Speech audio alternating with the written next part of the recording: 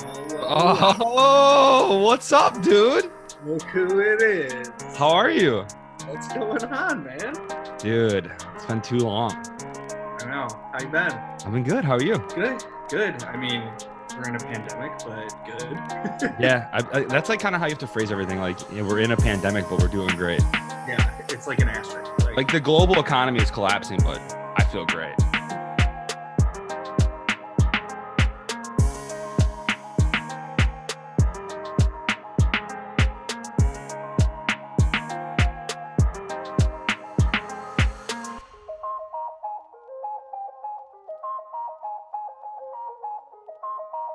All right, welcome to Valley of the Sun, Sunday Scaries, episode 14. I am your host, Sean Nickel, and today I have a very, very awesome guest from Chicago. His name is Chris Sweet, and we're going to get into anxiety, mental health, but specifically around anxiety, because I feel like it's a pretty important topic for a lot of people that are going to be experiencing anxiety for the first time in their lives, especially with everything that's happening with the pandemic. But it's also something that I kind of experienced for the first time ever, like last year, and it kind of spurred this whole quarter life crisis movement.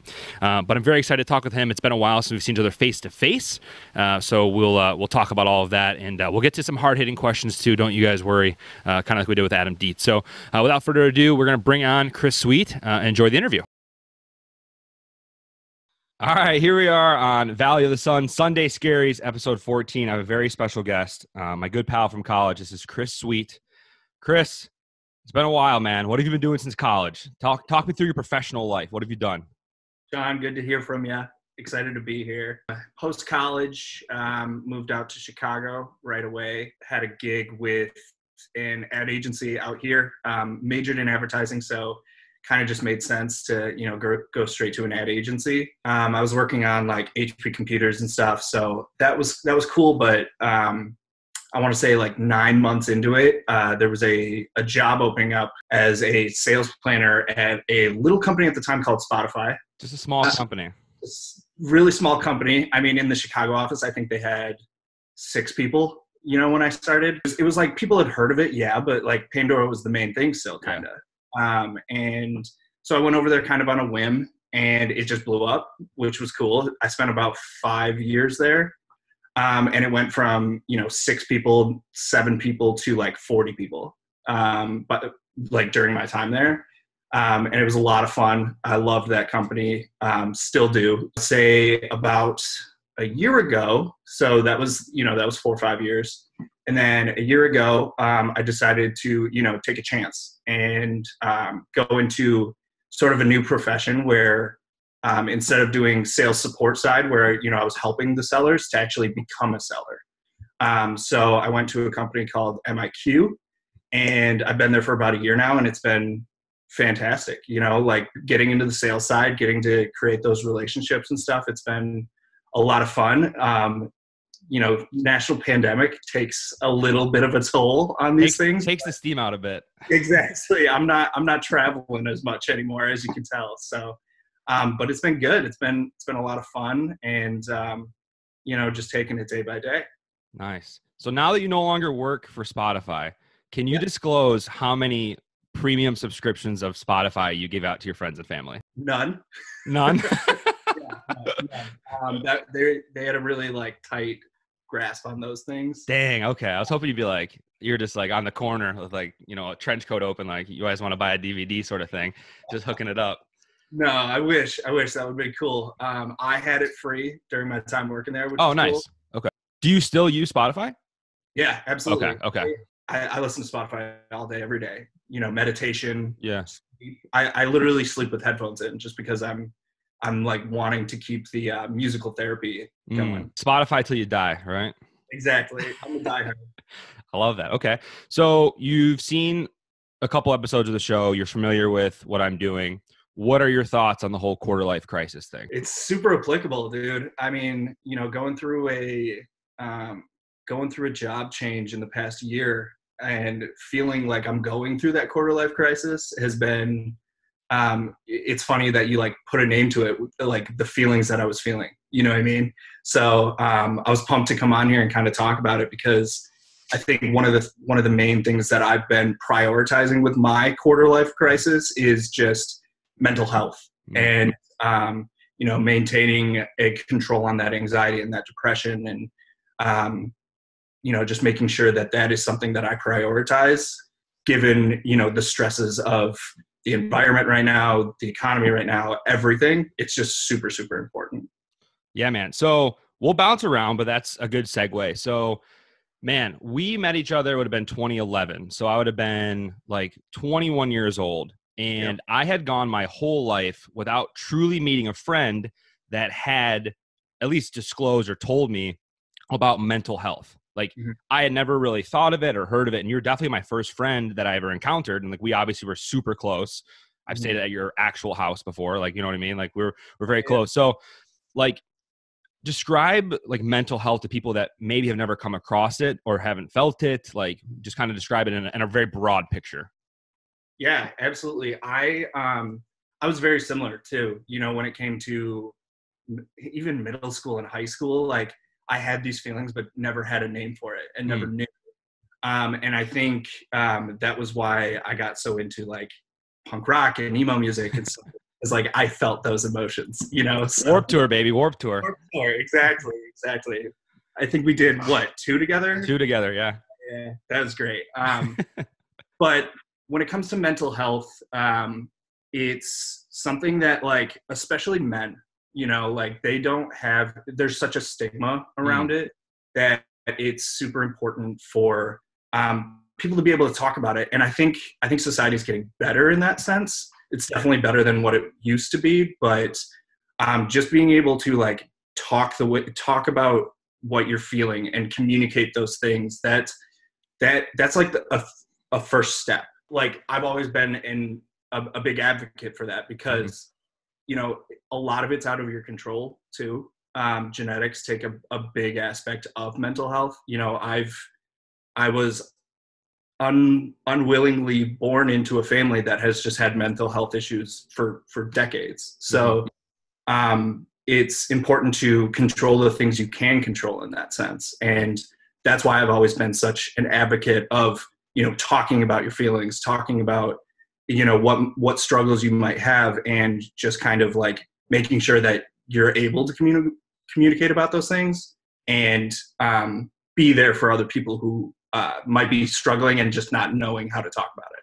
Yeah. And what's cool too, I would say, is that we're kind of the first generation that's coming around to being okay with that. Like, you think about the decades your family might have spent with like mental health issues. They never probably talked about it. Most likely, like everybody else, they probably lean into a vice to try and get around it, And I feel like we're the first generation that's like, oh yeah, that makes complete sense that you have mental health, you have regular physical health. Why wouldn't you have mental health?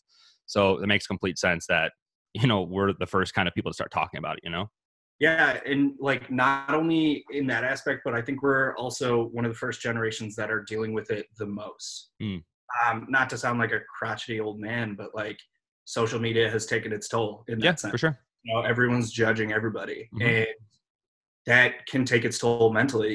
You said you compared it to physical health. I always compare, therapy and meditation and stuff to a physical workout, because it's just as important to take care of your body as it is your mind. I've literally walked out of therapy sessions where I'm just like, whew, I need a nap. Do you do like a regular therapist, or do they focus on anything in particular? It's a weekly thing for me. I've also done, like couples therapy as well. It's just good to get those communication. Everyone was raised differently, so like Yeah. when it comes to talking and working through problems as a couple, or as friends or whatever, it's important to be able to understand where they're coming from. So it's not, when it comes to the weekly therapy, it's more so just like kind of talking through what we've talked about in the past. Like it's super important to have a rapport with your therapist, because then they understand where you're coming from, and they understand what your past looks like. So really no agenda. I'll come with things that have like happened over the week that might have like triggered me, or just sort of caused me to have a panic attack, which are just the worst. Mm-hmm. So it's it really depends. You know, one therapy session can be 30 minutes. One therapy session can be 2.5 hours, you know, so it completely varies. So is it like psychotherapy? Is that what it's called? Or do you do something different? I've done a couple different things. Cognitive behavioral therapy is something that I'm big on, and I'm in no way qualified to talk about what goes into those things. Right. Cognitive therapy and psychotherapy. Okay. You know, really just kind of like talking through things. That's it's a fancy word for talking through. Yeah, it's super important, you know, just because it's not always possible to discuss these things with people in your life. Mm-hmm. You need sort of like a third party. Yeah. You know, they can come in unbiasedly. They can come in and talk about, you know, what they're seeing from, you know, your personality traits and everything. And, you know, you just feel a weight come off your chest. Yeah. You know, like there's too much bullshit going on in the world. Like when we're talking about mental health, I want to focus on one aspect in particular, and it's selfishly because I just became like physically aware of it like last year, and that is anxiety. Yeah. So I never knew the feeling of anxiety. I never knew what anxiety was. I know I've luckily led a very, you know, good life. Like I haven't had a lot of trauma or anything like that, but recently last year, and I don't even know where it came from, I started like feeling anxiety. And so I was wondering if you can describe to people what anxiety is, what that feeling might be, because I know a lot of people out there have never truly felt anxiety, or like you said earlier, led to like a full-on panic attack. Yeah, it's one of those things that it's like you don't know what it is until you actually feel it. Mm-hmm. And it completely varies for everyone. The best way I've described it is that you feel like you're losing control of things in your life that you felt like you were controlling. So, you know, given this time that we're in now, a lot of people are going to start feeling this. A lot of people are going to start, you know, feeling uncomfortable because there's literally lockdowns happening. You know, like you used to be able to just walk outside, and now people are like, oh my gosh, what am I going to do? But the actual idea around anxiety can be anything from physical, you know, like constricting breath or sweaty. I get really sweaty all of the time. and just like shakiness, or I stumble over my words, which is incredibly difficult when you're in a sales position. Right. You know, it's like, I think my therapist put it best. It's like being an actor with stage fright. You know, like anxiety can affect you in so many different ways and affect your day to day. So, yeah, it's definitely one of those things that's difficult, but if you can recognize it, that's like the first step, you know?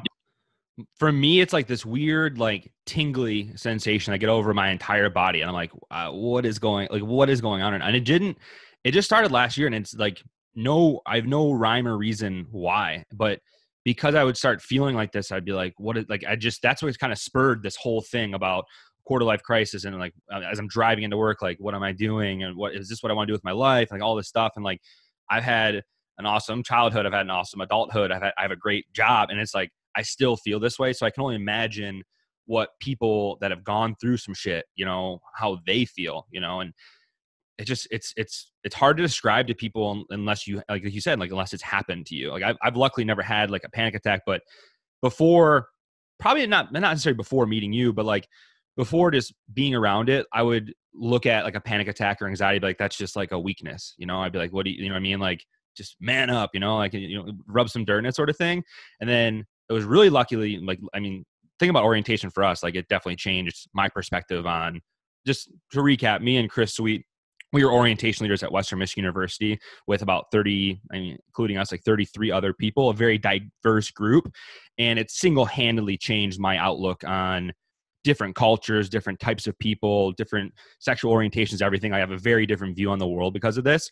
And after meeting Chris, I had a very different view on just mental health in general and like the stigmas behind it. I mean, you hit the nail on the head with the, you know, the stigma of like, oh, men should man up, or it's a sense of weakness. Like, these are things that are out of our control. Like I said earlier, you know, like genetically, some people's brain chemicals are just like a little off, you know, like not like negatively off, but like just imbalanced. And that can cause massive anxiety. That is something that is completely out of your control. And I think, through time, people are starting to realize that, and it's starting to help. It's definitely something that I faced too. I think when we were in college and when we first met, and like, that was when I was first going through that and kind of denying it because I felt that exact way. It was like, well, you're showing weakness. We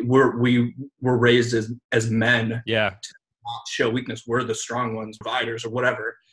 All this bullshit stigma stuff is things that are slowly starting to mold and take shape in a different way. And I think that's why people are being able to talk about anxiety more. So you mentioned social media too, which I think is definitely playing into this. But I do feel that as more and more people are going through this quarter life crisis, I don't think it's something that generations before us have necessarily had to deal with because like just society in a whole was different. I think that one of the reasons why you see people in their late 20s, early 30s that are feeling these feelings is because we just have way more options, like as what we can do with the rest of our life. Like you have people that are 8 years old that are launching YouTube channels that are netting millions of dollars. Like it's insane, like what you have at your fingertips. But do you attribute that to why, like, I think there's a big spike in people that feel anxiety now compared to what they did in the past. So what would you attribute that to? Or is it just the fact that we're willing to talk about it now?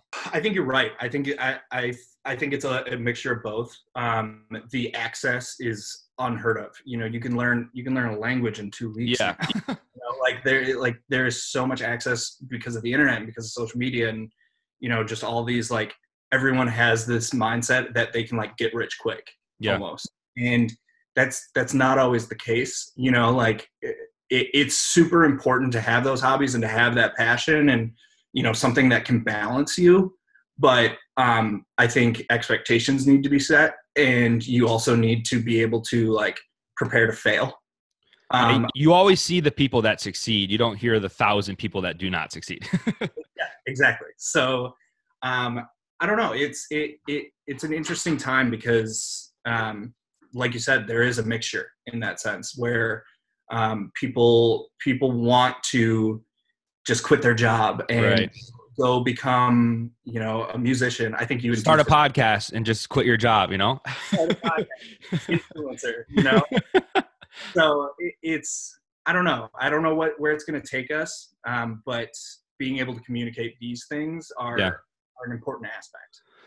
So outside of like, let's say people are starting to feel anxiety for the first time. And I want to kind of focus specifically on anxiety because I think it plays a huge part in what I'm going through, what most people are going through, like as a professional in their late 20s, early 30s. So before it gets too crazy or gets too out of hand, and then you need like actual prescribed medication for it, how do you cope with anxiety? Like, what do you do to curb it, to make yourself feel better? Like, what do you do? I'm glad you asked. I have some pointers. Oh, you got some pointers? All right. That wasn't even planned. All right. I'm getting good at the interview thing. All right. There we go. So the first like very broad step that I would like bring up is just control what you can control, and be aware of those things. So whether it's, eating better, that is a huge aspect that people don't think of, like I still drink, but like I've limited it to a point where I don't want to wake up with those Sunday scaries. You know what I mean? Yeah. So control what you can control. Take as much importance in your physical health as your mental health, whether that be meditating. I meditate 3-4 times a week, and also find a hobby, find something else that can be your escape. Whether you're making money on it or not, a side hustle, a hobby, a passion, something.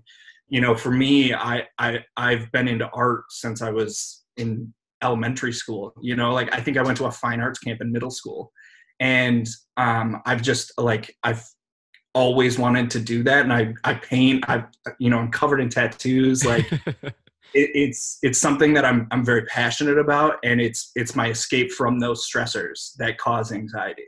So whether I make money on it or not, it's something that I just love doing. And being able to separate yourself from a stressful day or, a panic attack. Like there's opportunity there, and to find that is incredibly important, especially in this, in this quarter life crisis.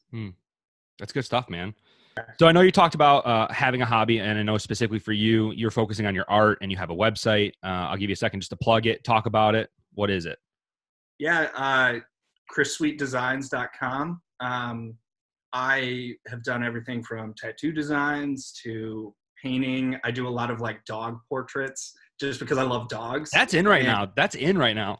I know. I literally, I think I have like 3 or 4 commissions right now to just do dog portraits. And it, like I said earlier, it's not about making money for me. I just love doing it. And if people are intrigued enough by my art to, hang it somewhere, hell yeah. Like, yeah, let's talk. So sweetdesigns.com. There's couple, shows you some of my examples as far as what I've painted, what I've done digitally. And there's like a contact me thing. If you were interested in some sort of custom art piece, let me know and I'll give you a good deal. All right. Everyone get there. Specifically on the dog portraits, man. I'll probably be coming to you for a dog portrait so I can give it to Christine. Christine, if you're watching this, don't watch this part. A couple things I have are just statements that I want you to know, okay?